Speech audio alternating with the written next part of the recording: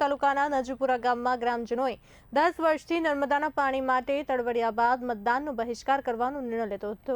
પાણીના અભાવે ગામના અંદાજે 600 થી વધુ લોકો મજૂરી અર્થે અન્ય વિસ્તારોમાં હિજરત કરવા મજબૂર બન્યા। રોષે ભરાયેલા 1400 થી વધુ મતદારોએ આગામી 26 એપ્રિલના રોજ મતદાન ન કરવાનો મક્કમ નિર્ધાર કર્યો, પરંતુ તંત્ર અને મીડિયાની સમજાવટ બાદ ગ્રામજનોએ રાષ્ટ્રહિતમાં મતદાન કરવાનો સંકલ્પ લીધો છે।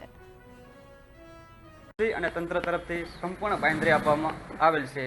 આ અનુસંધાને અમે જે ચૂંટણીનો બહિષ્કાર કરેલો હતો સમગ્ર ગામ લોકોએ, તે બહિષ્કાર પાછો ખેંચીને સંપૂર્ણ મતદાનનું કરવાનું થશે। અમે ચૂંટણી બહિષ્કાર કરવાનું મેન કારણ એવું હતું કે અમે રાધનપુર નજુપુરા જે કેનાલ છે એની અંદર અમારે કોઈ ઊંચા નીચાણવાળી જમીનની અંદર એમને જેમ મન ફાવે એમ કેનાલ નાખી દીધી હતી અને નજુપુરા ગામને પાણી પૂરતું મળતું હતું નહીં।